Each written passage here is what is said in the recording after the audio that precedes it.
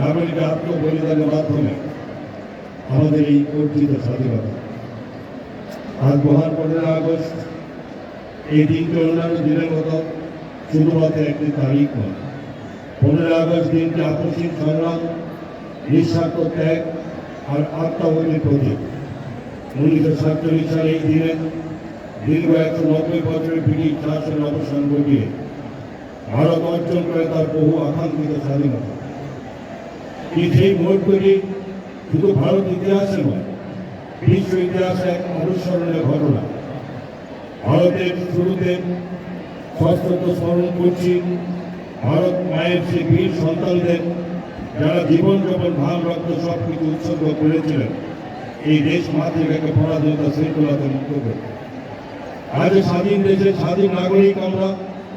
এই দেশ সৃষ্টি হয়েছে মাত্র স্বাধীনতা সংগ্রামের আত্মবলিদানের মাধ্যমে। স্বাধীনতার জন্য যত প্রাণ বলিদান হয়েছিল তা লেখা আছে অশ্রুজল। যারা স্বাধীনতা সংগ্রাম করতে করতে স্বর্গত হয়েছেন, আমি নিশ্চিতভাবে বলতে পারি তাদের কাছে স্বর্গের চেয়েও এই প্রিয় জন্মভূমি। তাদের সবাইকে আমার প্রণাম, তাদের সকলকে আমার শ্রদ্ধাপূর্ণ নমন। 1757 সালে ফরাসি যুদ্ধ থেকে শুরু করে 1947 সাল পর্যন্ত এই দীর্ঘ সময় ধরে আমাদের দেশ ছিল ব্রিটিশদের অধীন। তারা শুধু আমাদের সম্পদ হরণ করেনি, আমাদের ভাষা, সাংস্কৃতিক ঐতিহ্যকে বিনাশ করার চেষ্টা করেছে। কিন্তু দেশের বীর সন্তানরা চুপ করে থাকেনি। শুরু হয় মুক্তির লড়াই। একদিকে মহাত্মা গান্ধীর অহিংস আন্দোলনের মাধ্যমে গোটা দেশকে ঐক্যবদ্ধ করেছিলেন, অন্যদিকে নেতাজি সুভাষচন্দ্র বসু আমাদের তোমরা আমাকে রক্ত দাও, আমি তোমাদের স্বাধীনতা দেব, এই অগ্নিঝড় আহ্বান দিয়ে গড়ে তোলেন আজাদ হিন্দ ফৌজ। ভগৎ সিং, চন্দ্রশেখর আজাদ, সুখদেব, রাজগুরু সহ হাজার হাজার যুব বিপ্লবীরা তাদের প্রাণ উৎসর্গ করেন ভারতের মুক্তির জন্য।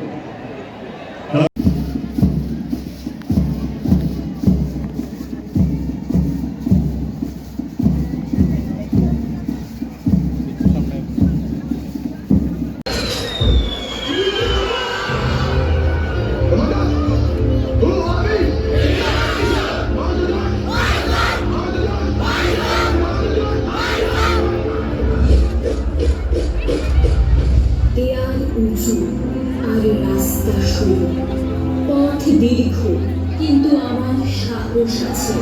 পায়ে ফোসকা পড়েছে কিন্তু আমার